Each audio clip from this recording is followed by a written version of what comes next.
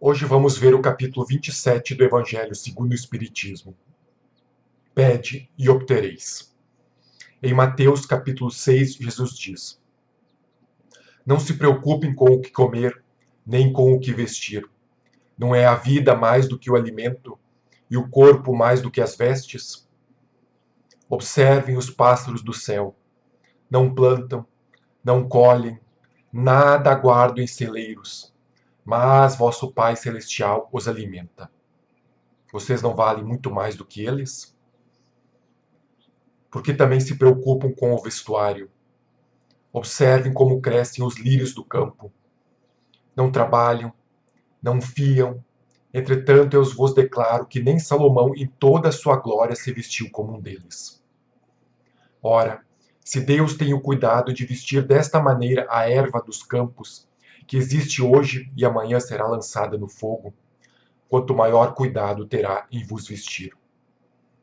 Não se preocupem, pois, dizendo o que comeremos, ou o que beberemos, ou de que nos vestiremos, pois vosso Pai sabe que necessitam delas. Busquem primeiramente o reino de Deus e a sua justiça, que todas estas coisas vos serão acrescentadas. Se interpretarmos essas palavras ao pé da letra, isto seria a negação de todo o trabalho e, consequentemente, do progresso. Pois não precisaríamos fazer mais nada. Bastaria nos acomodar e esperar que a providência divina fizesse tudo por nós. Na verdade, Jesus está nos ensinando que Deus não abandona ninguém. Pois sempre há uma nova oportunidade surgindo, ideias que nos são sugeridas. Desta maneira, a prece não tem o poder de alterar as leis da natureza, mas, através dela, os bons espíritos vêm nos auxiliar, seja para nos dar a força que nos falta, seja para nos inspirar os bons pensamentos. Daí vem um alívio que se experimenta quando se ora com fé. Daí vem o alívio que sentem os espíritos sofredores quando se reza por eles. André Luiz, no capítulo 20 do livro Nos Domínios da Mediunidade, conta o caso de Anésia, que passava por grandes dificuldades. Ela cuidava sozinha de sua mãe doente e de sua filhinha.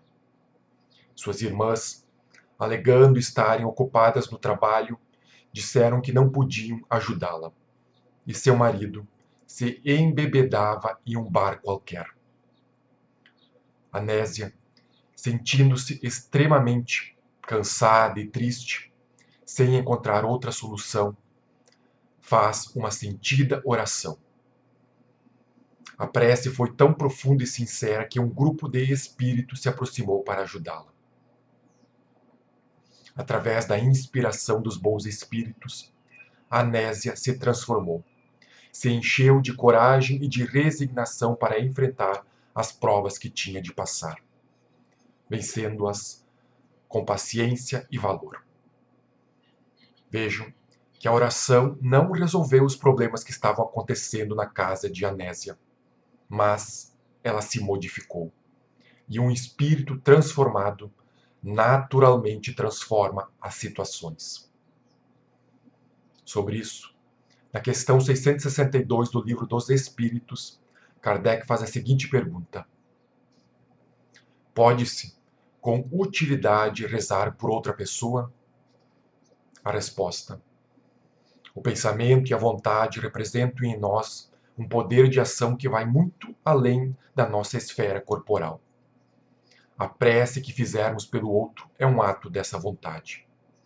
Se for ardente e sincera, trará para junto daquele por quem oramos os bons espíritos, que lhes inspirarão os bons pensamentos e lhes darão a força de que necessita.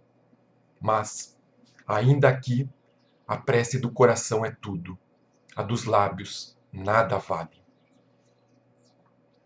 Continuando, na questão seguinte, de número 663, pode a prece que fizermos modificar as nossas provas?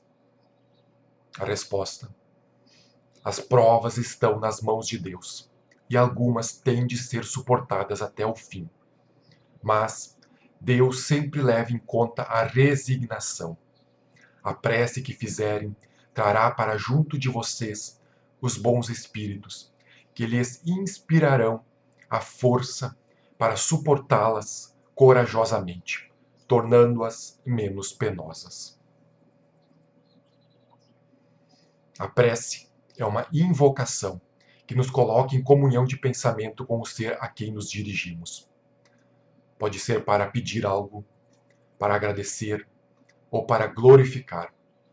Podemos orar por nós mesmos ou pelos outros, pelos encarnados ou pelos desencarnados. Para compreender como a prece funciona, temos de entender que estamos mergulhados no fluido cósmico universal, que é um elemento intermediário entre a matéria e o espírito. É através do fluido universal que o pensamento se movimenta pelo espaço, da mesma maneira que o som se utiliza do ar. Mas, no caso da prece, não há limites de distância, pois ela pode chegar a qualquer lugar. E quanto mais forte for o desejo ou a fé, mais nítido será o pensamento ao chegar no seu destino. Mas é claro que nem todas as preces podem ser atendidas. Deus não pode mudar a ordem da natureza ao desejo de cada um. Imaginem a esculhambação que viraria se todos os pedidos fossem atendidos. Pensemos na final de um campeonato. Dos dois lados tem torcedores rezando para que seu time seja o campeão.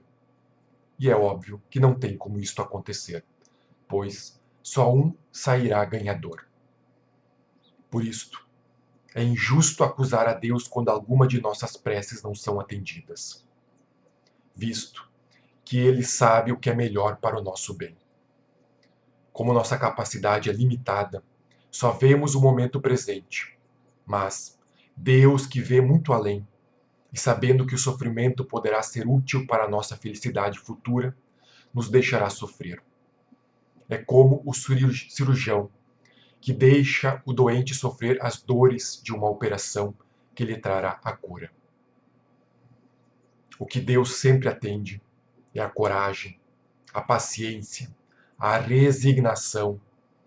Também poderá permitir que os bons espíritos venham nos inspirar ideias para superarmos as dificuldades. Um ponto que deve ficar bem claro é que milagres não existem. Ninguém espere encontrar a solução de todos os seus problemas sem esforço. Igualmente, se não houver uma atitude interna de se melhorar, os passes e os prontos-socorros espirituais pouco ajudam. Vejamos, por exemplo, instituições como a APAI e a Islã aqui de Lajado. Todas as vezes que eles fizeram alguma campanha para conseguir algum auxílio, a comunidade se mobilizou para ajudá-los. E essas campanhas deram certo, porque a população sabe do esforço e da utilidade dessas instituições para a região. O mesmo não acontece para um bêbado ou um drogado jogado em uma calçada, pedindo esmolas. Neste caso, ninguém doará nada, porque sabe que isto será um incentivo para eles continuarem nessa situação. Da mesma forma funciona nos atendimentos espirituais. Será que um preguiçoso que não tem nem a capacidade de chegar no horário vai receber a mesma qualidade de passe que recebe uma pessoa que se esforça em ser alguém melhor, que é responsável com as suas obrigações? É óbvio que não. Seria até uma injustiça se isto acontecesse. Por isto, vale o velho ditado: Deus ajuda quem se ajuda. Portanto, se queremos algo melhor, vamos à luta. Nos esforcemos, que os bons espíritos estarão ao nosso lado, multiplicando a nossa força. E será que a fé tem o poder de curar alguém ou de melhorar a vida de uma pessoa? Pois Alexis Carrel, médico francês, também fez essa pergunta. E para respondê-la, no dia 26 de maio de 1903, embarcou num trem em Lyon, na França, com destino ao Santuário de Lourdes, juntamente com outros 300 doentes e peregrinos. Nesta viagem, chamou-lhe a atenção principalmente uma jovem de 22 anos, chamada Marie Bally, que sofria de tuberculose em fase terminal. O trem avançava lentamente, sacudindo muito e parando frequentemente. O calor tornava a viagem de 12 horas ainda mais cansativa e dolorosa para os enfermos. Quando finalmente chegam ao santuário, Marie é levada até o hospital de Nossa Senhora das Dores. Carrel, muito curioso, vai visitá-la, encontrando-a em um estado lastimável. Mal falava, estava paralisada, desfigurada, com a respiração acelerada e difícil. O coração batia 150 por minuto. A morte era iminente. O relógio da Basílica bate 14 horas do dia 27 de maio, momento em que levam a jovem até a piscina, próxima à Gruta de Lourdes. A enferma é deixada à beira da piscina. Carrel a contempla mais uma vez, prestes a morrer. Tão desfigurada estava. Então, talvez inspirado pela fé da multidão, faz a seguinte oração: